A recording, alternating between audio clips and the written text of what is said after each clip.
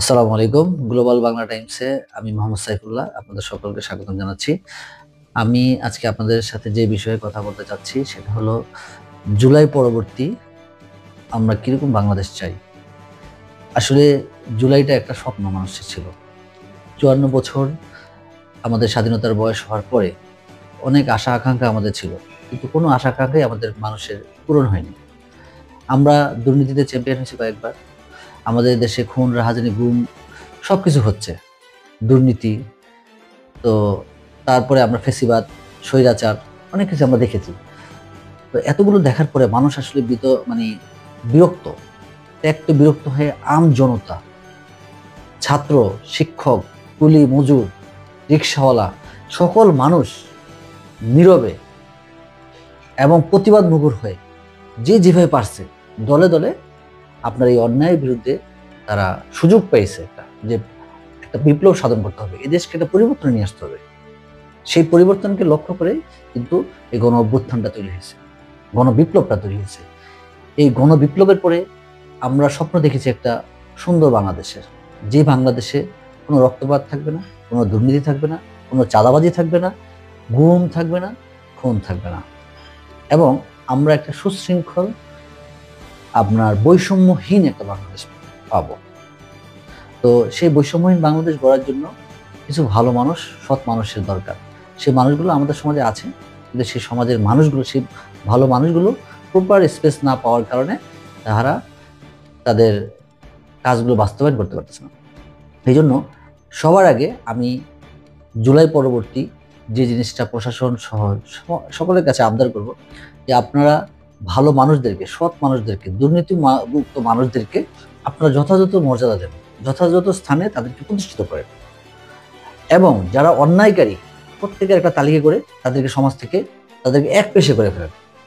যখন খারাপ লোকরা সমাজে ঠাঁই পাবে না, অধিকাংশ লোক যখন খারাপ লোকদেরকে ঘৃণা করবে, তখনই এদেশের সমাজে পরিবর্তন হবে। তাছাড়া সমাজে কোনো পরিবর্তন হবে না। আপনি আমি যদি চাঁদাবাজকে সম্মানিত করি, চাঁদাবাজকে একটা জায়গায় প্রতিষ্ঠিত করার চেষ্টা করি, তাহলে কি হবে? সে শক্তিশালী হবে, ভালো লোকটা সেখানে আর আসবে না। তারপর একটা দুর্নীতিবাজ ব্যক্তিকে আমি সমাজের একটা জায়গায় একটা জায়গায় আমি তাকে বসাই দিলাম, তাহলে কি হবে? সমাজের ভালো লোকগুলো কিন্তু সেখানে আসবে না। কারণ ভালো আলো এবং আধার কখনো একসাথে থাকে না। আপনি যেখানে অন্ধকার থাকে সেখানে আলো থাকে না, আবার আলোর জায়গায় অন্ধকার থাকে না। তো এই জন্য আমরা এমন একটা বাংলাদেশ চাই যেখানে কারণ আমাদের বয়স অনেক হয়ে গেছে, ৫৪ বছর বয়স হয়ে গেছে। আমাদের পাশে সিঙ্গাপুর, আমাদের পাশে মালয়েশিয়া, আর আমরা কোথায় আছি? আমাদের যুবকরা কেন বিদেশে যাবে? আমাদের যুবকরা কেন হতাশ হবে? আজকে হতাশ হওয়ার মূল কারণ হলো এই দেশ থেকে তারা কোনো স্বপ্ন দেখছে না। এদেশে তারা তাদের স্বপ্নে কিছু পাচ্ছে না, স্বপ্নের মানুষ নেই এদেশে। সে দেখতেছে না যে কাকে সে আইডল মানবে, সে আইডল পার্সন নাই।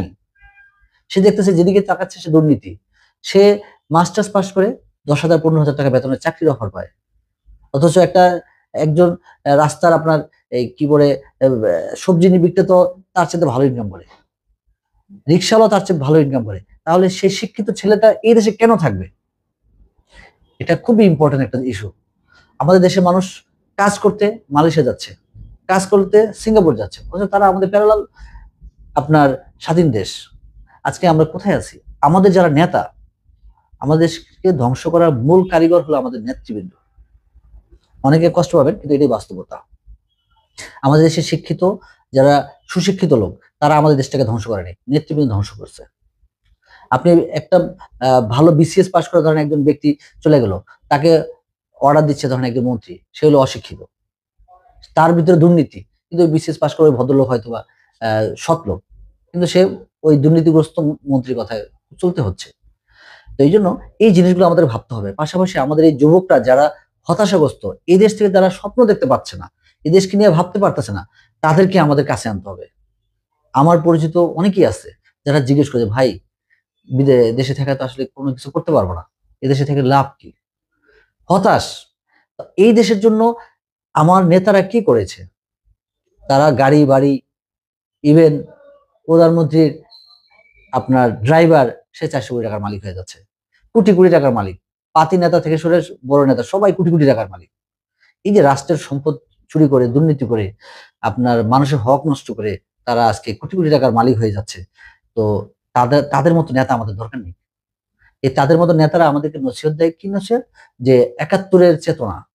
তারা আমাদেরকে একটা ডোজ দিচ্ছে, ৭১-এর অনুযায়ী দেশ চলতে হবে। ৭১ অনুযায়ী দেশ চলতে চলতে তারা কি করছে? তাদের নিজেদের পকেট ভারী করতেছে, তারা কোটি কোটি সম্পদের মালিক হচ্ছে, কানাডায় বেগম পাড়া করতেছে, আমেরিকাতে ফ্ল্যাট বানাচ্ছে, সিঙ্গাপুরে ফ্ল্যাট বানাচ্ছে, তারপর লন্ডনে ফ্ল্যাট বানাচ্ছে। অথচ তারা আমাদেরকে নসিহত দিচ্ছে ৭১-এর চেতনায় বাংলাদেশ, সোনার বাংলাদেশ গড়তে হবে। সাধারণ মানুষকে সোনার বাংলাদেশের স্বপ্ন দেখাচ্ছে, কিন্তু নিজেরা কোটি কোটি টাকার মালিক হচ্ছে, চুরি করে নিয়ে যাচ্ছে দেশ থেকে। তো এই জন্য এই মিথ্যা ৭১ ব্যবসায়ী যারা আছে, ৭১-এর চেতনা নিয়ে যারা ব্যবসা করতেছে, সবাই একটা ধান্দাবাজ। এটা আমাদের এই জেনারেশনকে বুঝতে হবে, এই জাতিকে বুঝতে হবে। কারণ ৭১ প্রতিষ্ঠিত হয়েছে বৈষম্য মুক্ত একটা বাংলাদেশ গড়ার জন্য। ৭১ পরবর্তী এখন পর্যন্ত আপনার বৈষম্যের ভিতরে আমাদের দেশ চলছে। তাহলে আপনি ৭১-এর দেশ স্বাধীন করে কি লাভ হইলো? তো এই জন্য আমরা এমন একটা বাংলাদেশ চাই, যে বাংলাদেশে কোনো বৈষম্য থাকবে না, যে বাংলাদেশে কোনো দুর্নীতি থাকবে না, যে বাংলাদেশে কোনো চাঁদাবাজি থাকবে না, গুম থাকবে না, খুন রাহাজানি এগুলো থাকবে না, অন্যের জমি দখল থাকবে না, অন্যের হক নষ্ট থাকবে না। এটা আমাদেরকে করতে হবে। যারা এই কাজগুলোর প্রতিবন্ধকতা সৃষ্টি করবে, তাদেরকে আইনিভাবে, সামাজিকভাবে এবং রাষ্ট্রীয়ভাবে এদেরকে বয়কট করতে হবে, এদেরকে পানিশমেন্টের ব্যবস্থা করতে হবে। এবং আমাদের যুব সমাজ যারা আছেন, তাদের প্রতি আমার একটা অনুরোধ, বিশেষ করে ৫ই আগস্টের পরে আমাদেরকে স্বপ্ন দেখতে হবে যে আমাদের প্রত্যেকেই কর্মক্ষম হিসেবে আমাদেরকে নিজেকে প্রতিষ্ঠিত করতে হবে। আমরা যদি নিজেদেরকে মানে একদম জনগণ না হয়ে আমরা জনশক্তিতে নিজেদেরকে রূপান্তরিত করতে পারি, তাহলে আমাদের দেশটা উন্নত হবে। আমরা প্রত্যেকে যদি হাতের কাজ শিখতে পারি, তাহলে কিন্তু আমাদের বসে থাকতে হবে না, আমরা কিছু না কিছু করে আমরা চলতে পারবো। প্রত্যেকে হাতের কাজ জানতে হবে। ভালো স্কিল ডেভেলপমেন্টের অনেক কোর্স আছে, আমরা ভর্তি হতে পারি বা নিজেরা শিখতে পারি যে কোনো উপায়ে। আমি যত হাতের কাজ শিখবো, তত আমাদের জন্য অ্যাডভান্টেজ। সেটা যে কোনো ধরনের কাজ হোক, ছোট হোক, কিন্তু হাতের কাজ জানা থাকা লাগবে আমাদেরকে। এই জন্য আমি অনুরোধ করব, কেউ হতাশা না হয়ে দেশের প্রতি ভালোবাসা এবং শ্রদ্ধাবোধ রেখে আমরা এই দেশটাকে আমরা সকলেই করতে হবে। এই স্বপ্ন নিয়ে আমাদেরকে আগাইতে হবে। দেশের ভালো হয় না, দেশের খারাপ হয়, বদনাম হয়, এই ধরনের কাজ থেকে আমরা সকলে, আমরা সকলে বিরত থাকতে হবে। এবং আমাদের সকলকে একটা জিনিস ভাবতে হবে, আমি নিজে সৎ হইতে হবে। আমি ব্যক্তিগতভাবে আমাকে দিয়ে শুরু করতে হবে যে হ্যাঁ, আমি ভালো হওয়ার চেষ্টা করতেছি। তো এই ভালো হওয়ার চেষ্টা সকলে যতদিন আমরা তৈরি করতে না পারবো, ততদিন আমাদের দেশের কোনো উন্নতি হবে না। আমরা ময়লাটা জায়গা মতো ফালাচ্ছি কিনা, থুতুটা জায়গা মতো ফালাচ্ছি কিনা, রাস্তা দিয়ে কোন লেনে চলতেছি, রাস্তাটা উন্নয়ন করতেছি, ১০ টাকার জায়গায় কি ২ টাকা খরচ করতেছি, নাকি ১০ টাকাই খরচ করতেছি, এটা আমাদের চিন্তা করতে হবে। এবং আগামীর যে জাতীয় নির্বাচন, জুলাই পরবর্তী আমাদের সবচেয়ে বড় প্রত্যাশা যে আগামী যে জাতীয় নির্বাচন হবে, সেই জাতীয় নির্বাচনে যারা সৎ, যোগ্য, আল্লাহ ভীরু, সেটা যেই দলেরই হোক, আপনি তাকে ভোট দিবেন। কেন ভোট দিবেন? আপনি এটা দিলে আপনার সে যদি জনপ্রতিনিধি হতে পারে, তাহলে সে যতগুলো কাজ করবে, এটা আপনার সৎ কাজে আপনার আমলনামায় চলে আসবে। সে জনগণের জন্য ১০ টাকা পারে, সে ১০ টাকাই খরচ করবে। আর আমরা যদি এমন একজনকে ভোট দিই যে দুর্নীতির সাথে যুক্ত বা অন্যায়ের সাথে যুক্ত, এই ব্যক্তিকে দিলে সে আপনাকে পরের দিনই চিনবে না। আপনার উপকার তো করা দূরের কথা, আপনার এলাকার রাস্তাঘাট, ব্রিজ, কালভার্ট আপনি মনে করতেছেন সে আপনাদের সব করে ফেলবে। আপনি তার পরের দিনই খুঁজে পাবেন না। এই জন্য আসুন আমরা নিজেদেরকে একটু মানে সচেতন করার চেষ্টা করি, আবেগে গা না ভাসিয়ে এবং দলকানা না হয়ে। আমরা যারা যোগ্য, যারা আল্লাহওয়ালা এবং আল্লাহ ভীরু মানুষগুলো চেষ্টা করে মানুষকে অন্তত, আল্লাহ ভীরু মানুষদের কাছ থেকে অন্তত দুর্নীতিটা কম পাবেন, দু একজন পাইতে পারেন। এটা অস্বাভাবিক কিছু না, কারণ মানুষ। সেক্ষেত্রে আমরা তাদেরকে অ্যাভয়েড করবো। তো এই জন্য সৎ, যোগ্য এবং দক্ষ লোকদেরকে আপনারা আগামী দিনে, আগামীর বাংলাদেশ তাদেরকে চাচ্ছে। কারণ বাংলাদেশ গড়তে হলে এই লোকগুলোই লাগবে। আপনি খারাপ লোক দিয়ে আপনি অনেক দেখছেন। খারাপ লোকদের এই ৫৪ বছর ধরে আমরা দেখে আসতেছি। তারা রাষ্ট্রীয় ক্ষমতায় পাচ্ছে, লুটপাট করতেছে, আবার তারা ঘুরে ঘুরে আসতেছে। আমরা এটার একটা ব্যতিক্রম চাই। এই ব্যতিক্রম না করতে পারলে আপনি ব্যতিক্রম বাংলাদেশ পাবেন না। ওই গতানুগতিক সেই বাংলাদেশে আবার পাবেন। যেই বাংলাদেশে দুর্নীতিতে আমরা চ্যাম্পিয়ন হয়েছি, রাজধানী, রাস্তাঘাট হবে, ৬ মাস পরে আবার কাজ করবেন, গর্ত গর্ত থাকবে, পানি জমে থাকবে, মুখ জমা থাকবে, ব্রিজ, কালভার্ট ২ দিন পরে দেখবেন ভাঙা, আবার ওই যে রডের বদলে বাঁশ দিবে। যদি আমরা সেইভাবে যোগ্য লোককে, ভালো লোকদেরকে আমরা যদি প্রাধান্য না দিই। এই জন্য আসুন আমরা একটা পরিবর্তন করি। জুলাই যে গণবিপ্লব আমরা করেছি, সেই বিপ্লবের চেতনাকে ধারণ করে একটা আগামীতে সুন্দর একটা বাংলাদেশ গড়ার জন্য আমরা 54 বছর ধরে যাদেরকে দেখে এসেছি সকলকে বর্জন করে দেন, কারণ তাদেরকে দেখা শেষ।